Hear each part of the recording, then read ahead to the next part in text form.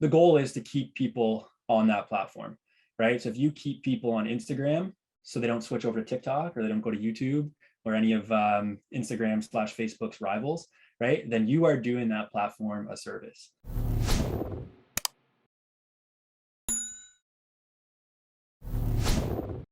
Hey everyone, welcome to another episode of Perfectly Mentored. I'm your host, Jason Portnoy. My guest on this episode is Lucas O'Keefe. He grew his Instagram following to over 100,000 followers in just about a year, all organically. So in a time where everyone's saying organic reach is dead, Instagram's messing you up with the algorithm, he stopped teaching middle school in order to prove everyone wrong. If you're interested in growing your Instagram following for either you or your business, go follow Lucas on Instagram because he puts out all this content for free, teaching people how to do it. And that's what's led to his growth. But this is the episode you're not going to want to miss. Check it out. Lucas, thank you so much for being here. Welcome to the show. Thanks for having me on, man. Looking forward to it. For the listeners who don't know you, and you and I were just talking offline for a second, how I enjoy your content. And like I said, putting out content with value is super important. And you're doing that. So I enjoy consuming your content. But for the listeners who haven't heard of you, why don't you give us a little bit of your backstory? How'd you become the Instagram guy? Yeah, so my name is Lucas O'Keefe. I'm a teacher by trade, middle school teacher. And they say whatever apps are being used, whatever social media platforms are being used by today's middle schoolers, usually end up being the social media platforms that take the world by storm, get those trends going. So, Instagram, YouTube, TikTok, Snapchat, all that fun stuff. Starting as a teacher, I just really took an interest in social media as a platform for communication, seeing my students really taking a shine to it, adding in content creation, that kind of stuff, wherever I could into my teaching. I realized, hey, I'm pretty good at this stuff. I understand the strategies that work, the ways people can communicate with content, and get their message out there for their brand or their business. So just around the main outbreak of COVID around March 2020, found myself with some time off from teaching, being shifted to an online format, and decided, you know what, I think I'm ready to go at this full time, start helping out brands, start helping out businesses, all while doing the same for myself. So since about the last year and a half, I've grown my Instagram following to just under 150,000 followers. Really have some great momentum going from using the strategies that I now tell brands and businesses and entrepreneurs to do themselves if they really want to get themselves out there as well. So over 100,000 followers in a little over a year. I mean, that's incredible. Not bought, all organic growth? Yep, all organic. Haven't even got into ads. I do have a lot of respect for ads, but it's just not an area of my expertise. So I look very much into the organic strategies. And again, the ways you can stand out and really get that momentum. I like to call it that snowball effect of, once you have all the pieces in place on any platform, really, Instagram is just one of those examples. A lot of the organic traffic does start coming your way. So I don't think organic reach is dead. I think there's still tons of opportunities for it. I was just going to ask, in a world where everyone's claiming their Instagram organic reach is dead, they can't hit people, and everyone's starting, look how easy it is to build a TikTok following. You decided to be the contrarian and sit there and say, I'm not going to go hard into building a TikTok following. I'm going to go into where everyone's telling me this is impossible and prove everyone wrong.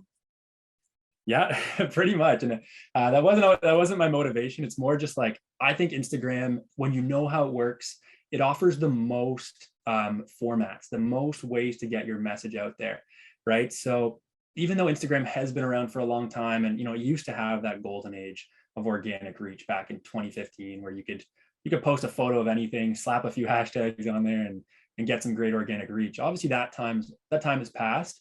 But if you look at things like Instagram Reels, things like Instagram Live and Stories, and just all the unique ways that if you lean into your strengths, you can get yourself out there and get noticed. It's a platform with tons of people, right? So it does have a huge audience. And like I said, once you get the pieces in place, once you get the ball rolling, it does have those opportunities that we all want. Okay, so let's talk about that, because I know this is going to be a no holds barred. I know you have no secrets. You give everything away on your Instagram feed anyways, even things that you charge clients for or whatever you do. I know you're giving it away for free anyways. So I know I could ask you the question. I know I'm going to get honest, tactical feedback from you. So you talk about how it works, right? Like you said, if you know how Instagram works, how does it work? Yeah, and if you think about it, this is the same for any social media platform, but I'll get into Instagram in particular.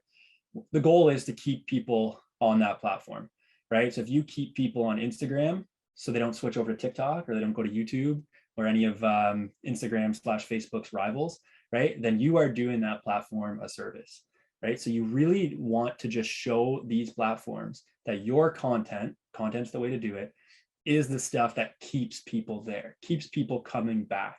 So the main ways I look at it, this isn't something I've invented here, but we look at the 3 C's. If you look at, you need your content, you need your consistency with that content, and finally, this is the big one that a lot of people miss, or you need that community, right? And a big thing I teach, really a must if you want to get organic reach, is the community, is engaging with other accounts, getting your brand out there, right? Because obviously we can do the paid routes to get our content in front of eyes, in front of users.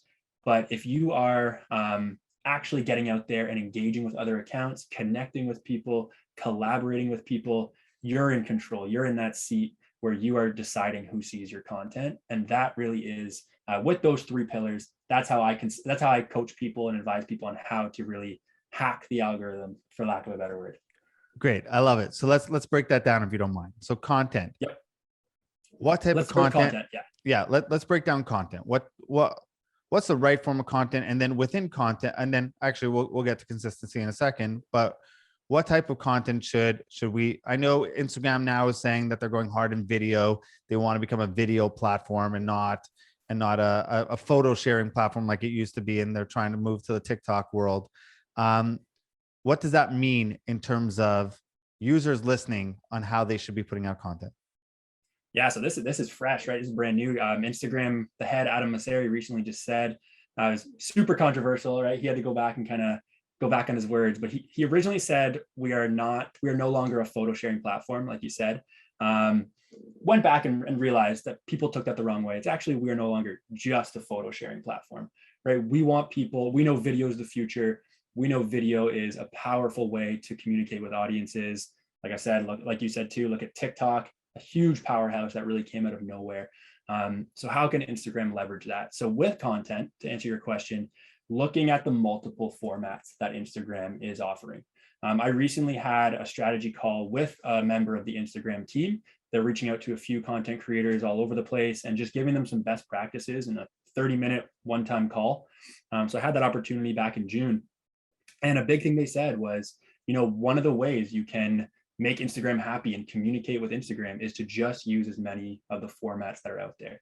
So on Instagram, I always advise people have 3 or 4 content formats that you can really roll with. Photos are still a huge part of Instagram. I like to use those really interactive, engaging carousel posts. And for anybody who doesn't know, a carousel post is up to 10 photos in one, and you can swipe through it.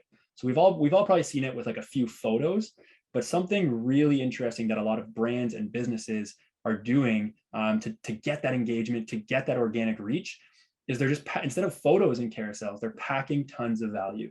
So with Instagram, with things like Canva, and even the whole Adobe suite of products, you can really make like what I call a mini ebook in a post format, right? Instead of just one picture and a caption to show people what you're trying to teach them and to give value, you can pack 10 slides. You can put your actual text and words and the value you're trying to give, the story you're trying to tell into each slide and have someone going through it. And all of a sudden, somebody isn't just looking at my photo, double tapping it to like it, reading what I said in the caption. They're actually like taking their time. They're taking, up to like 30 seconds on each slide, swiping through, really getting to know me, really getting to know what the value I can bring, what I'm talking about. At the very end, I have a big, save this post or share this post if you found value, hit follow for more information just like this. So that's the kind of content we really want on Instagram nowadays. And I think a lot of people struggle with that, where they're falling into that old model of just photos, right? Just captions. But if you can actually bring people along for the ride and take them and realize that Instagram is a visual platform, show them visual text, visual examples, that's one powerful way to really get that engagement and really get those follows and really get that, really build that reputation on this platform. No, I love the teachable carousels that you do. In fact, I started incorporating it after I saw you do it, and I thought it was great.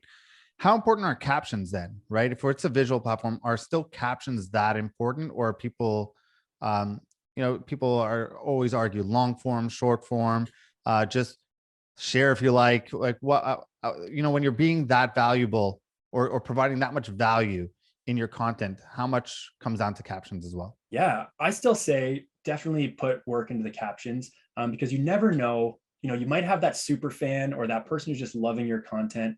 And after they're done with your carousel, they want more. They're gonna read the caption. So I always say, if you're putting a lot of the action-packed value into the post itself, like in that visual format, then don't just repeat it in the caption. Have the caption supplement it, add to it. If you're a business, that's where you can start adding like your promotion, right? Your call to action, because if someone's reading the caption, very few people, in my opinion, read the caption first, especially when the text is all in that swipeable educational content.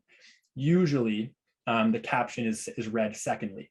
So if you've already brought them along for that ride, showed them how much taught them the value that your product or your service or whatnot or your event can offer them, then put that call to action in the caption as well, right? Tell them, DM me, more, just the word more, for as a follow-up if you want to work with me, right? DM me this, DM me event, put that call to action in there, click the link in my bio. It really does allow you to convert, and the caption is a great place to do that. The other thing too is that dwell time is a huge factor on any social media platform. And what dwell time means, like I said, it's just how long people are spending on your content. So if someone is already swiping through your post, that's a lot of dwell time. If someone uses a lot of video content and someone's watching your video, that's a lot of dwell time as well. So lastly, if you are going to also have them read that caption, it's just like the cherry on top for a little bit more dwell time that you can like squeeze out of your audience. So yeah, that's a great question. I do think captions are still a powerful supplementary way to bring value to your content. Let's talk about something a little bit, where there's so much noise around hashtags. How many people are put all the way up to 30, some people put 5, some people say pick 3 that are really big and 3 that are really small. You've grown organically, so I don't want to listen to other people who paid tons of money on ads or bought followers or did shout outs or loops and giveaway loops, things like that. I'm going to listen to the guy who built 100,000 followers organically. What's the hashtag strategy we should all be doing right now? So I will say hashtags absolutely do have value. People who say hashtags are dead just can't get them to work for them, I find. But there are specific ways to get them to work for you. So it's not like an easy thing anymore, but they do still work. A big thing right now is, with my recent call with Instagram, hashtags came up, and they actually brought out some really groundbreaking information that was new to me, new to my colleagues, other people in the space.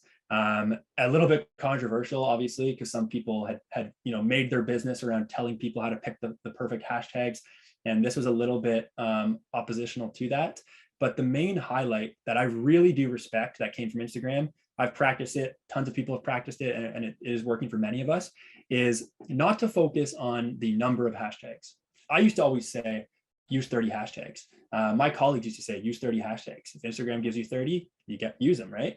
But the main thing that really came out from this information that has taken my industry by storm right now is, it's less about how many you use and more about how relevant those hashtags are. And the only problem with using 30, because many of us were using 30 for ages, and it wasn't really working, especially on those carousel posts, like 0 hits. But the reason why we think is because when you use 30 hashtags, you risk confusing the algorithm. And an example I like is, let's say I'm putting up a post where I share, a few of my different, cross niches I have are, social media marketing, content creation, graphic design, business tips, Instagram tips, right? Let's say I have all 5 of those pillars. If I put hashtags for all 5 of those into my post, but the post is about how to design content in Canva that's going to get your message out there. Okay, graphic design, hashtag graphic design, those are going to help. Hashtag Canva, those are going to help. Maybe hashtag like Instagram tips. But as soon as I start adding in like business tips, social media marketing, all this other stuff, the algorithm's going to get confused. It's going to say, okay, I knew this was about graphic design, but now he's adding in 5 to 10 different other keywords that are really just throwing me off. So the main thing with hashtags that I can tell everybody is start small. And the number that was suggested to me, not a hard number, like don't think this is the actual range you have to stick to, but 8 to 15 is a good, safe bet. And making those 8 to 15 as relevant to your post, not just your niche, but your post as you can. And then a few of those can be about your niche, just to kind of remind the algorithm, this is what I'm about overall. But then, so these 3 hashtags are about my niche. These 5 to 10 hashtags are about my specific post. So that's really where we want people thinking, is relevancy is key, less so stuffing in keywords, or less so going for like, you know, the entrepreneur more, hashtag entrepreneur life. Yeah, exactly. You know what I'm talking about. So how do you do that research? How do you find the keywords that, I mean, I could look up stuff and find stuff relevant to the post and see that it's been used 150 times. Is that relevant to use? Like, how do you do that research to find the right hashtags, and what type of audience are you looking for within those hashtags? Yeah, so there are actually quite a few really good free tools out there nowadays that I like to use and I like to push out to people. The first one is Ingrammar, I believe .com, just INGRAMER. Just type it in on Google, it'll pop up. And they actually have a very good visual scanner. It's not like right from the Instagram algorithm, but it works in a similar way where you can upload a photo, you can upload your, you know, your graphic design, anything like that. I believe it works for video, I'm not too sure, but it'll actually scan the contents of what you have on in that shot. And it'll suggest some keywords that it's picking out in a similar way to how the algorithm would work, right? So like you might even, let's say we take a photo of you in your podcasting studio. It might actually, you know, it'll say like hashtag podcast, and then it'll look for other hashtags that are related to the podcasting niche. It might look at what you have in the background of your shot and suggest some things like that. And you can pick and choose. I always use that as a starting point because that shows what is relevant to the actual visual identity of that post. So I use that as a starting point. And let's take podcasting because it's a very broad topic, very broad keyword. Let's put that into actually on Instagram. Go to the hashtag search section, type in podcast, and it'll suggest all the other ones that have podcast as a root word or podcast as a keyword. From there, what I like to do, and again, you don't have to do this for every single post. Once you do get those like categories, or people call them buckets of hashtags that you can apply, okay, this is specifically about podcasting, let me go to my podcasting bucket and pick the 5 hashtags that I feel are relevant. As you build this over time, it does get easier. So it's not as intimidating or as long a process as I'm making it sound in the long run. But what you can do after you have those hashtags and those keywords is actually click on them on Instagram and look at the top posts. And when you're looking at the top post, I tell people to check 2 things. First of all, I take a look at the visual identity of the content. So let's say I'm posting like a graphic design. It's not real people. It's something I designed in Canva. Most of my content, my carousels are like this, right? A lot of graphics as opposed to actual photos of me or people. If I go to that top hashtag that I'm thinking of using, and all the posts that Instagram are pushing out are real people, real things, well, my design that is more, cartoon oriented or just actual graphic design isn't going to fit in there, right? Because nothing else is really there. So maybe I shouldn't use that hashtag. Maybe I should keep searching this keyword for one that does have a few more posts that look like mine mixed in. So make sure it matches the visual identity if you can. And secondly, we used to always think that it was about using the less competitive hashtags. And like you said, a hashtag like entrepreneur, like just hashtag entrepreneur on Instagram probably has 200 million uses. People have used that hashtag a lot because it's a very broad general hashtag. We used to think, if you're a small account, stay away from it. But we realized it's less about the number of times it's been used now, and it's more about the average engagement on those posts. So I can still possibly use hashtag entrepreneur, but let me just double check. I'm going to go into that hashtag. I'm going to look at the top 5 posts. If those top 5 posts all have an average of, let's say, 200 likes, 75 comments, right? That's the average on there. And if I get close to 200 likes, 75 comments on most of my posts or more, I can probably use that hashtag. Even though it has 200 million uses, it's a very competitive one. I can consider using that. So just look at the engagement that your content gets and compare it to the engagement of what trends on those hashtags. And that's usually my starting point for seeing if it fits or if it's suitable for my own account.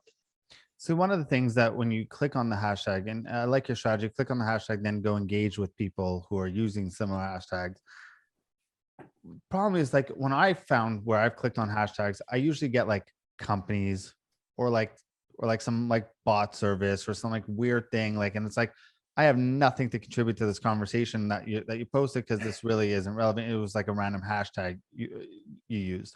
So how do you find, like, let's say you are an entrepreneur, because we have a lot of entrepreneurs listening to the podcast, and you want to use hashtag entrepreneur and go on and then start engaging with people. You'll see, if you actually click on hashtag entrepreneur, which I'm sure you have, but for the listeners, you click hashtag entrepreneur, you'll struggle to find with anyone to engage with on there, because usually the top posts are like just really spammy related posts. Yeah. So what I like to do, and again, I'm very much like boots on the ground, get out there and like network yourself, get your brand out there. That's organic reach for me. My favorite thing to do then is look through those top posts, find the genuine ones, right?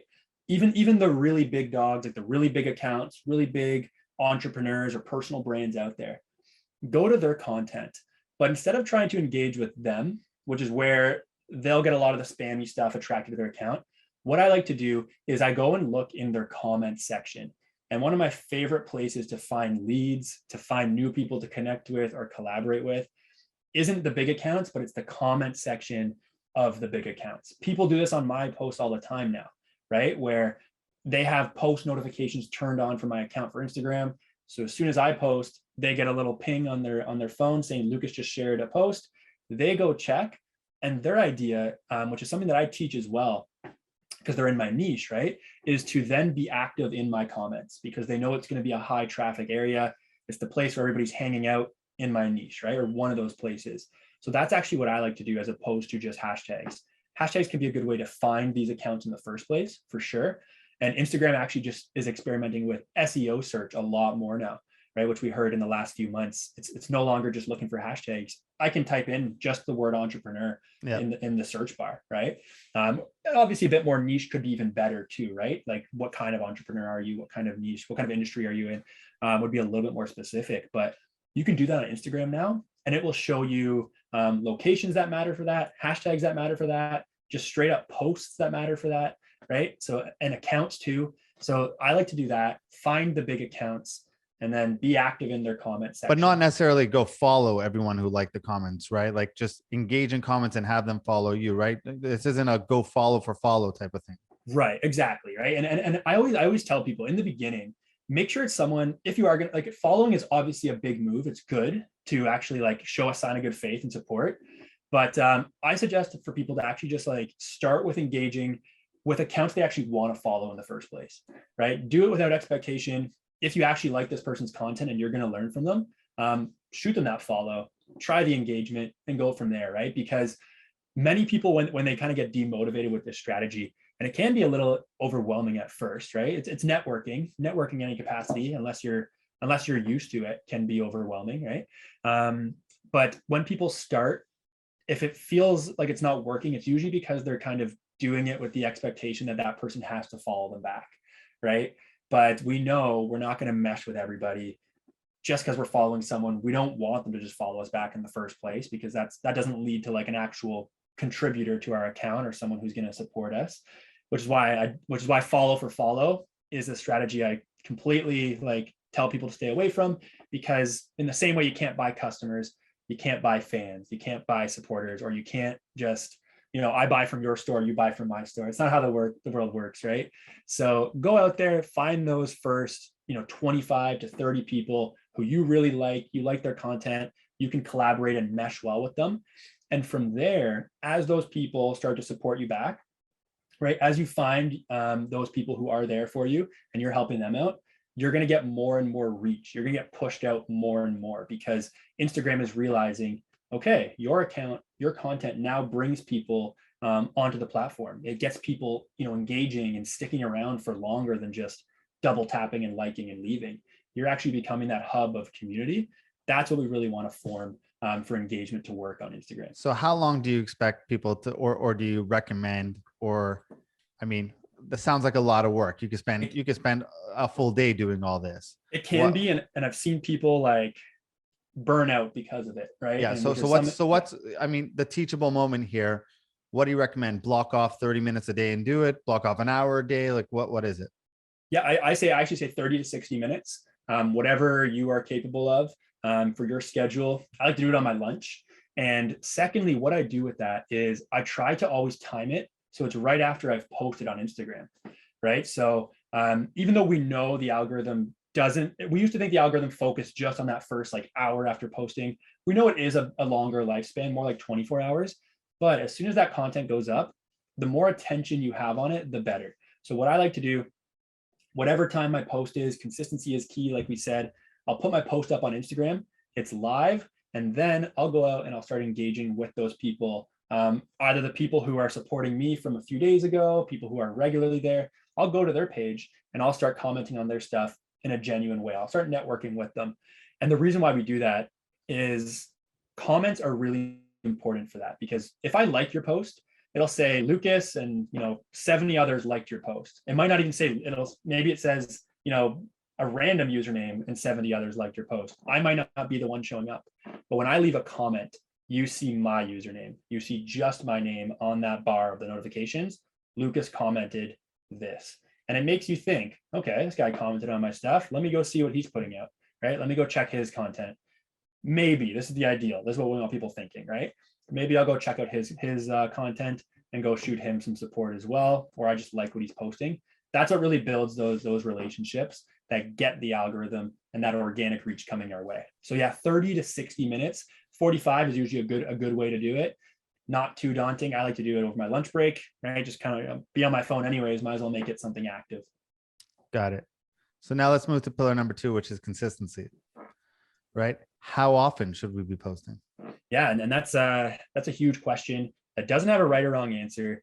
But the main thing I always say is be however consistent you can remain in the long run, right? Obviously, more consistency means getting your content out there more. It builds that good rapport. People know to expect and to look forward to your content. But we hear a lot of people saying do these like 30-day, 30 post content sprints. And many people do them, and you learn a lot about content creation, and you gain a lot of traction. But at the end of 30 days, they feel like their ideas are all exhausted. They've talked about everything. They haven't had much of work-life balance because they're constantly on their computer in their free time. They're constantly on their phone, and they get burnt out. So I always advocate for starting smaller. My favorite way to spread it out is 3 times a week at a minimum. I think that is still an important amount to show up enough. Less than that, you risk not really getting that traction or momentum. So I say 3 times a week is a good starting point. And for many people, maybe they stick with that for the entirety of their time on Instagram, growing their brand, and it can work for them. But start with that Monday, Wednesday, Friday. Instagram's less busy on weekends anyways, and learn from that. And if you feel like you can add more to your schedule, add more to your schedule. But the idea is don't do too much where you're getting burnt out. Got it. Now, is the same thing true with time and day? Does it matter the time and day, or is it just matters that if you're going to choose a time of the day, just be consistent with that time of the day on every single post? No, you got it. So even with that call with Instagram, a big thing they stressed was you communicate with the algorithm by being consistent, right? By letting the algorithm know, okay, Lucas posts Monday, Wednesday, Friday, 9 a.m. Eastern time. So Monday, Wednesday, and Friday, 9 a.m. Eastern time. Let's get ready to warm his audience up and let them know that a post is coming, right? And push it out there. So I definitely advocate for keep it consistent on the days you're showing up and the times you're doing that too. Got it. And do you ever go into your insights and say like, okay, Mondays at 10 p.m. It's doing way better. Maybe I should start posting at 10 p.m. So insights are interesting on Instagram because it will tell us like the time your audience is most active. But one thing I've found, and many others have found too, is no matter what, it's when you post that your audience is most active, right? So I recently switched from posting at like noon, and it used to say noon was when my audience was most active, and then I switched to 9 a.m. And after a month or two of posting at 9 a.m., well, now it says my audience is most active at 9 a.m., right? So the main thing I prioritize to go along with that engagement is post at the time when you can dedicate 30 to 45 minutes right after to be active.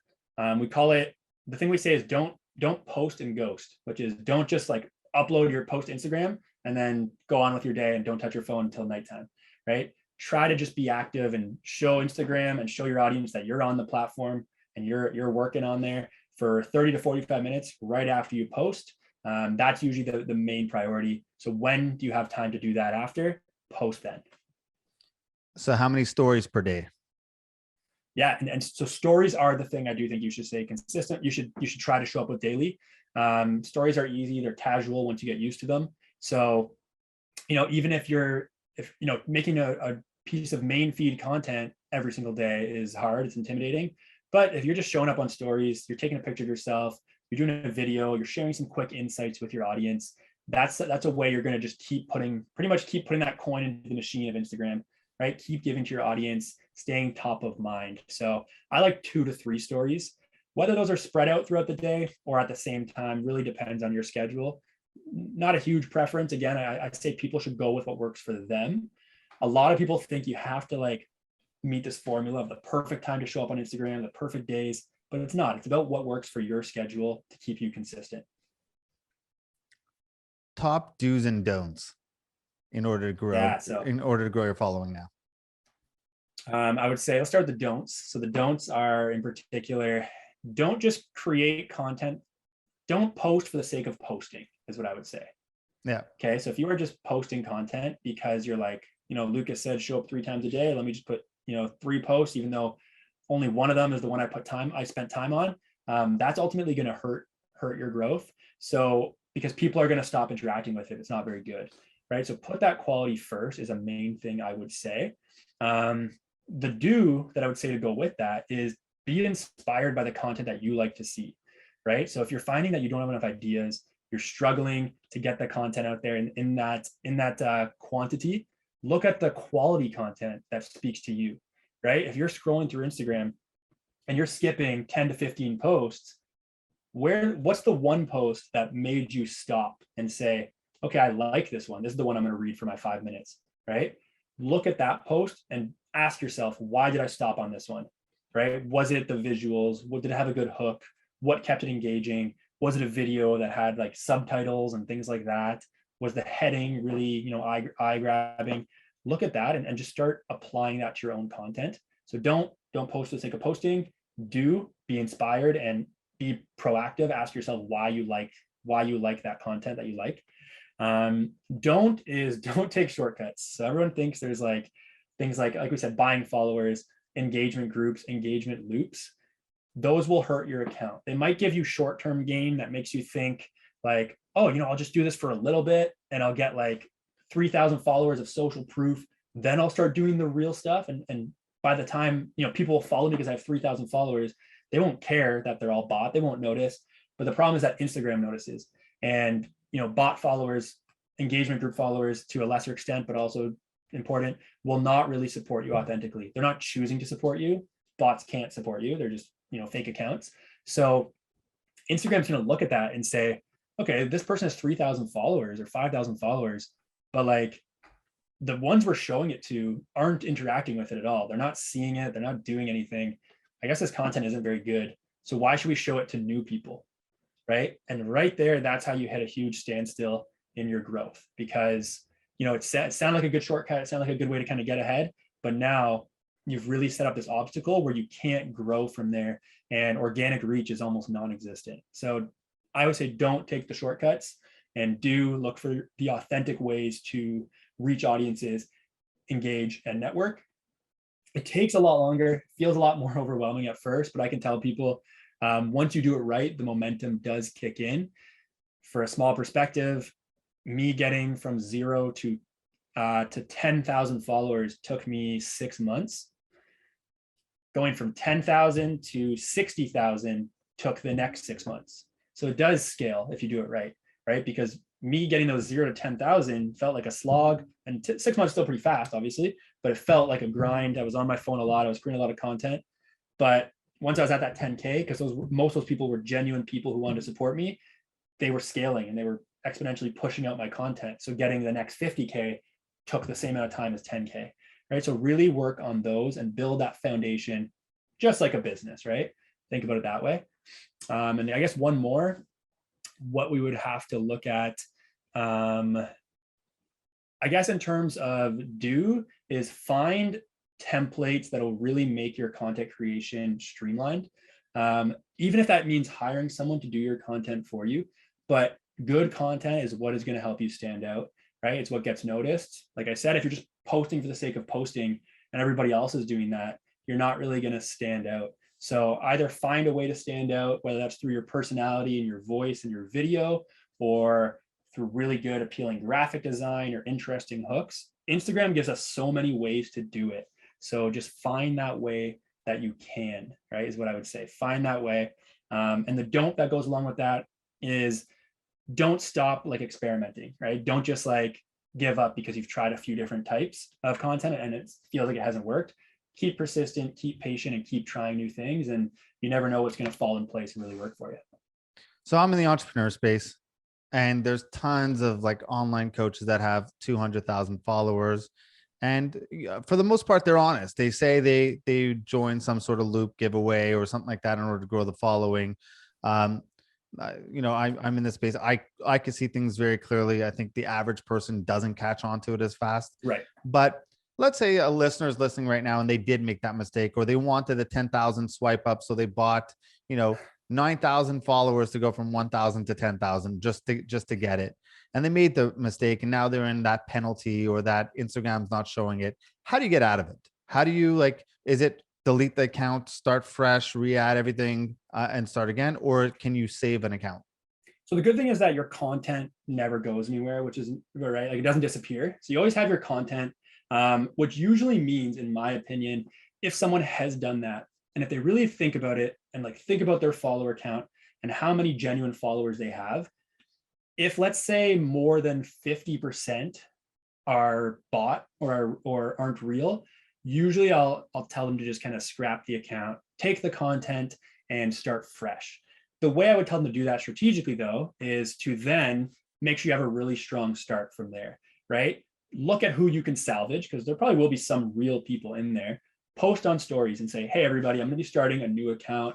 Here's where you don't have to say it's because, right? You don't have to say the reason why, but maybe you say it's just a rebrand, or you're looking for a new perspective or a new angle with your content. Say, I'll be starting this new account. Here it is.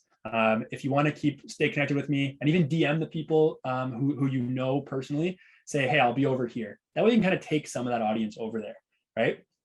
And then just stay strong. I always tell people, have 2 weeks straight of good content the week you do relaunch, because that's going to get that momentum going really fast. It's going to tell people, it's going to get people viewing that account a lot faster. The people who did hop over, they're going to say, oh yeah, this is why I followed this account. I do like this account.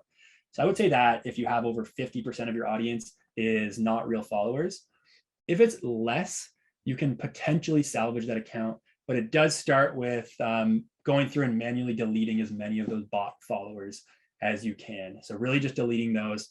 And like I said, the main reason is Instagram looks at how much engagement your posts get when it decides if it should send your content to more people.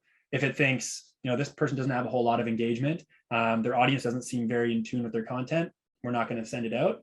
So if you delete those bot followers, then you will reduce the number of followers who aren't engaging with your stuff, and hopefully get a little bit more oil in the machine of Instagram. So you have at Lucas O'Keefe, let's say on Instagram, and now you have 60% of your following are bots. So you're going to scrap the account, but you're like, man, I can't give up at Lucas O'Keefe. Like the username, you mean? Yeah. So what you can do is when you change a username on Instagram, nobody can actually take it for 2 weeks. So what I always do is I will change the account I'm scrapping to something else. And I actually I have the Lucas O'Keefe. The guy who has Lucas O'Keefe, he always gets tagged in my stuff because he's like sick of it. But yeah. What you do is change your account on the one from the username you want to keep, change it to something else, Lucas O'Keefe 2, right? Then Instagram will put a block on the one I just gave up for 2 weeks. So I set a calendar date in my phone and I say, you know what, 2 weeks to this exact hour, my username is back up for grabs. And then I and then I will have that account, make the account already, but then change the username to that is what I would suggest. That way, unless someone it's pretty much impossible that someone is watching this closely as you are to be on that point at 2 weeks later. So that's usually what I do. So then you have to switch the name you're at right now to something else and have another name for something else. And then wait 2 weeks from the second you switch your username on the dot. It's a process. Yeah. Got it. Okay. What about paid media? How can paid ads, like, can you, I hate the word boost, but strategically run ads for specific posts in order to get out of that penalty too? You can, yeah. And it's just a thing too that I find with ads too. If people can build their audience with ads, and sometimes they'll get people who aren't as engaged with their content. So I always say with ads, make sure it's tied to like a call to action or an offer. I don't really like using ads to build an audience, right? Because it doesn't really get people following you for the right reasons. That's going to support your account and give you that organic. No, so let me correct my question. So like, let's say you're not getting good enough engagement, not enough likes. You have 4 million followers, but you only have 30 likes on your post. Can you technically run ads for that post, build up more likes, and for lack of better words, trick the algorithm? I wouldn't say so. I find that the algorithm, it'll know when your engagement's coming from its paid ads, as opposed to organically. And like I said, when people, even through ads, you kind of get the people who might just like your content, but they're not really, or they're just following you because they saw the ad. You get a lot of the unless someone's really good with ads, because that's why it's super important, obviously. You can kind of get the lower quality audiences onto your account for sure. Got it. Cool. We'll end with this. One of the things that I've seen is that someone who's really good at building a personal brand, they then get some company, some owners like, hey, I need you to come in and do this for my brand. And they usually suck because very easy to put out, like, especially if I always joke around that it would be really good. Like I'd have 1 million followers with my knowledge of social media. And I was a hot, 24-year-old girl or like 21-year-old girl. Cause like, that's what you get, 99% male followers and you have 1 million followers just like that. So a lot of people, are very good at building their own personal brand, right? Or they're able to get content. But then when it comes to a brand and then putting a voice on a brand, very different than having a voice for a personal brand. So what are the tricks for business owners listening who sit there and say, great, I got all the personal brand stuff, but how do I build my business on Instagram? Yeah. And I totally agree with that. I see that all the time where somebody could build a personal brand. They're in the seat especially when they're building about themselves, right? It takes a special person to be able to take what's important and to bring that to a brand, or a business that isn't their own. And what I say, the key highlight to focus on is relatability, right? So at the end of the day, no matter what, whether I'm building this for myself or I'm building this for someone else or just consulting with someone else, how can I be, even as a big business, relatable to that audience that's out there, right? Personal brands are relatable, but it doesn't mean big businesses can't. We're seeing tons of the big corporations hiring like their meme expert these days. Unless you've seen those all over like Twitter, right? But brands are realizing, it starts with like Wendy's on their Twitter account really connecting and getting tons of organic reach just by sharing funny memes or being out there, almost like just an everyday person communicating. That is the way to go. So I say, how can you think of ways to be relatable, but also how can you bring value in your content? You gave a good example of maybe someone who can grow their own following by posting nice pictures of themselves. That doesn't lend to a brand that, nice pictures aren't really going to be their strength. So what is the value instead, right? Value can be solving people's boredom, right? Making people not feel alone, making people laugh, right? Teaching people something. Find the content that's going to bring value, because I see a lot of brands or businesses, I should say, that don't give value. They're very promotional heavy. And that's typically a problem. So I really like the rise of TikTok and Instagram Reels for businesses, because we no longer, with that format, that short video format, we no longer see just, here's an Instagram page of our shop and all the stuff you can buy, right? Now we see, okay, here's a clothing company. Here's 10 ways to style this blazer, right? Here's 5 ways to style this scarf or outfits to go with it. That's bringing value to people. That's showing people, okay, I like that blazer. And now here's something I learned from it that I'm going to save this post. I'm going to engage with this post. that's something that businesses really miss the mark on in some ways, I think, right? Where personal brands typically do it better, but they can definitely merge those two fields and both do it right. So be relatable and help people and bring them value are probably the main highlights that I think, regardless of what you are, a brand, a business, you got to be doing it on social media nowadays. So rank in terms of importance: comments, likes, shares, saves. Yeah, and I actually like comments the best. I think shares are best for the algorithm for organic reach, because it shows I like this post so much, I'm going to come back and check it a second time. So shares are huge, but comments, in my opinion, take way more time and are way more personalized. Obviously, we see like the emoji comments, right? But people who are actually like leaving like a nice, thoughtful comment that show that they watched your video and, you know, talking about what they liked from it, that shows that that person is your fan, they're your supporter. That's what we really want on social media. They're in your community. So I would say comments first, shares and saves I put together, and likes are last for me. Cool. Lucas, for the people who want to reach out to you and sit there and say, man, this guy knows everything. He's forget teaching middle school. I need him to teach me or my business. How do they reach out? Yeah, just Instagram, the Lucas O'Keefe. That's where you'll find me. That's where you can connect with me on all other platforms and email, anything like that. So the Lucas O'Keefe on Instagram. And I mean, definitely 100% go follow him. The value that you bring to the Instagram community. I mean, I'm in this world, entrenched in this world, and I learn a lot from you. So thank you for providing that value to the community. Thanks, man. Thanks for having me on here so I can communicate that to more people out there. Awesome. Thank you so much, Lucas. Hey, everyone. Thank you so much for watching this video. If you want, check out our most recent video over here. And this one is the one YouTube thinks you'll like. But if you really enjoyed watching, please do me a favor, like and subscribe over here. Thank you so much.